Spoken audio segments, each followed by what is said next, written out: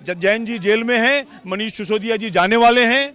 देखिए, मैं खुद कानपुर से आता हूं मूलतः। आ रहा है कि अरविंद केजरीवाल को वोट देना बहुत बड़ा डिजास्टर है।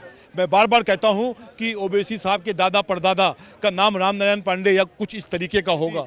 कुरान को मानना है तो आपको हमारी गीता को भी मानना पड़ेगा। भैया, केजरीवाल जी की बात ही समझ में नहीं आती। वो ढीली पैंट पहनते हैं। इस देश के सबसे इनकॉम्पिटेंट पॉलिटिशियन अगर कोई है तो वो अरविंद केजरीवाल है। देखिए, हर बात को साजिश कहना ठीक नहीं है। कुछ लोगों की प्रवृत्ति ही खराब है और उस प्रवृत्ति में जब उनको लगता है कि कुछ हम इकट्ठा हो गए, 5-10% से ज़्यादा हो गए, तो वो कुछ तरीके की अराजकता करते हैं। इसको धर्म के नाम से नहीं लेना चाहिए। वो कहीं पर भी हो, कहीं भी हो, देश विरोधी लोग हैं और उन लोगों को जहाँ पर भी जैसे तरीके से भी संविधान के हिसाब से सज़ा मिलनी चाहिए, मिलेगी। और इसीलिए हमने उनको शांति बनाकर बहुत सारे लोगों को कल गिरफ्तार किया गया है।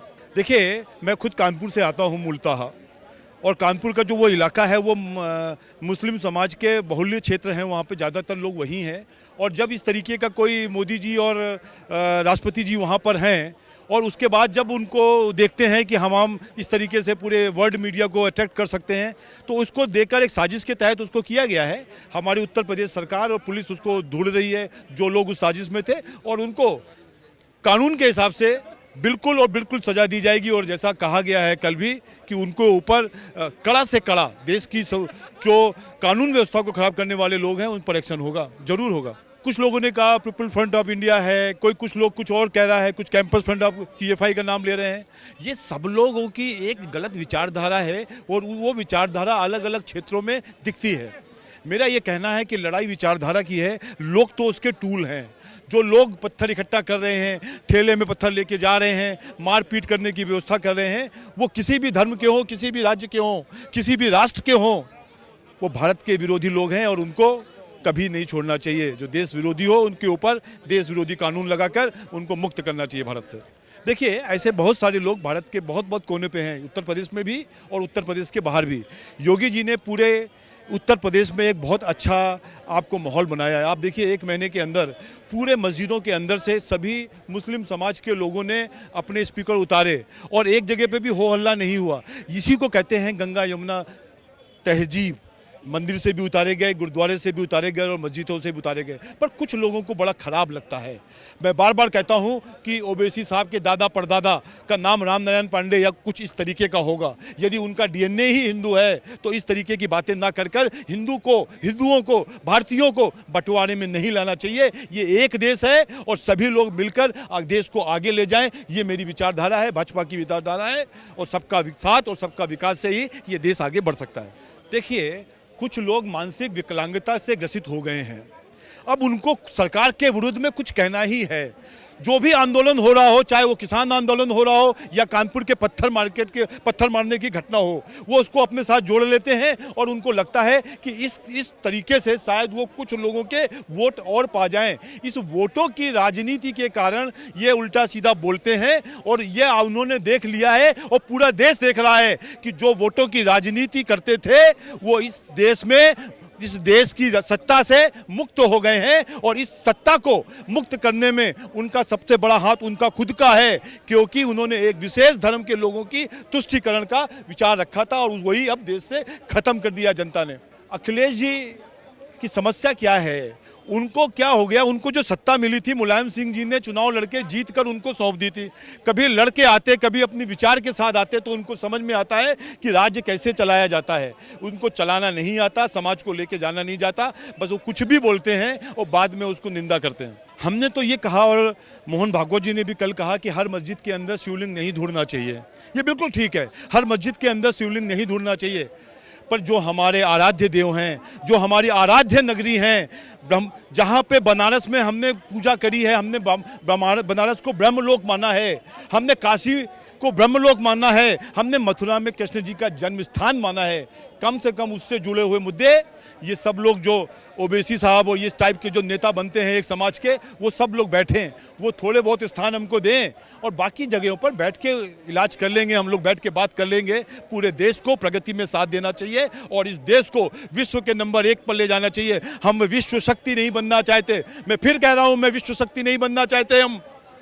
हम विश्व गुरु बनना चाहते हैं। विश्व गुरु ऐसा होता है कि जिसके साथ सब लोग बैठ के आनंद लेते हैं। शक्ति बनना, हमको अमेरिका और रशिया नहीं बनना है। प्लीज़ भाई ये समझ लो।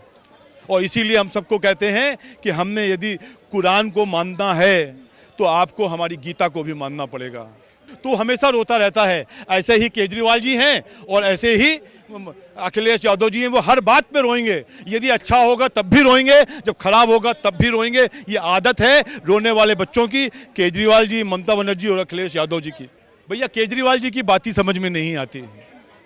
वो ढीली पैंट पहनते हैं, ढीली शर्ट पहनते हैं, जूते को भी घिसा हुआ सैंडल पहनते हैं और अपने घर में 21 करोड़ रुपए का स्विमिंग पूल बनाते हैं। ये कितना आम आदमी है जो दिखाने में इतने ढीले ढीले कपड़े पहनता है और अपने घर में 21 करोड़ का स्विमिंग पूल बनाता है हमारे और आपके पैसे से।